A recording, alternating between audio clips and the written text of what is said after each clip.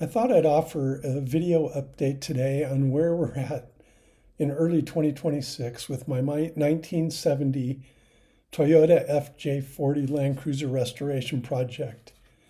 It's a cold day today at the end of January. It's only about 3 degrees Fahrenheit outside, and it's just a good day to work indoors. I'm keeping the garage doors closed today. Normally like to work with them open and get the natural light, but it's just too cold today to do that. Last week I had them all open.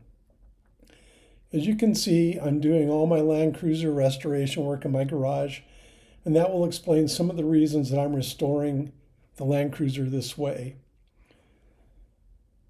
Keeping organized is one of the biggest problems I've had. I've got the hood off over there in the corner I showed you a second ago.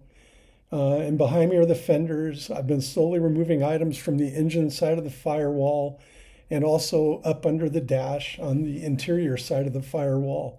I'm not quite done with that yet. I've still got quite a few things left to take off from underneath the dash, including the brake pedal and the parking brake lever, along with a few other items. Although I have a 3-bay garage, I'm running out of space pretty quick here.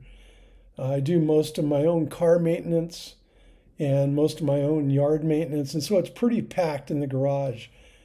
And so because of that, I haven't taken the hardtop or the side panels off the back part of the LandCruiser, mainly because I've been storing my body panels, my doors, and most of my glass, and a few other things in the back of the LandCruiser.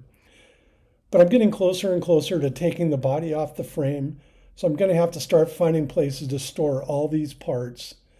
I'll probably park the Jeep out in the driveway after the weather gets warmer, maybe in a month or two, and then use some of my center stall here, where it's currently parked, for LandCruiser parts, to store them there. I also have a 10 by 6 foot trailer in my driveway that I could use, so we'll see how it all ends up working in the next month or two. For now, I've got the roof unattached and the bolts holding the side panels to the tub are out, so it will be quick and easy when I want to take the roof off and the side panels off of the tub.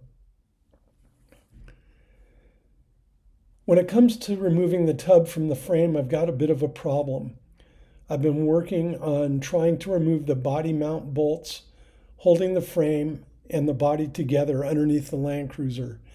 I don't know if any of you have experienced the same problem, but when I used an impact wrench to try and remove the body mount bolts, of course, they're all rusted. I thought they were going to break, but they didn't. The LandCruiser is 56 years old, and what happened was the threaded nuts that are welded to the frame to help hold the body down broke loose.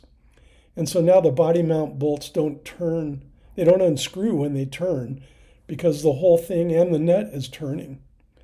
So I'm not exactly sure the best way to fix that problem. If you've had this problem before, how did you fix it? I think I may have to cut holes in the floor of the tub to get access to the bolts so that I can cut them off and then remove them and lift the body off the frame. But there's already a few other rust problems with the floor of the LandCruiser. But anyhow, that's one of the problems I'm having right now. And if you have any suggestions on the best way to handle those bolts and nuts, please let me know. I think I'm getting pretty close to taking the body off the frame, and you can see some of the rust in a second. I'll show you inside the cabin of the LandCruiser. You can see some of the rust down there on the floor, particularly on the driver's side. The previous owner replaced the floor on the driver's side with some steel diamond plate, but didn't weld it in, just riveted it to the floor. And I'm sure it will look pretty bad when I get the body off the frame. So there are all sorts of things that I'll get to restore in the LandCruiser, and all in all, it's not in too bad a shape, but there are just lots of parts, like you would expect on any 56-year-old car, that are going to be problems. Anyhow, that's about where everything's at. It's been a great project so far, It's taken me forever, but I've learned a lot. I have thought about doing restoration projects before, but this is the first one I've attempted. Thankfully, I finally have time to devote to it now, and since the first of the year, I've been spending more and more time working on it. I'm not the most experienced or best mechanic in the world, so every step is a new adventure, and sometimes it comes pretty slow. But I try and work on it every day, and I'm making slow but sure progress. Anyhow, I appreciate you watching the video. Thank you for your audience and for spending your time watching this.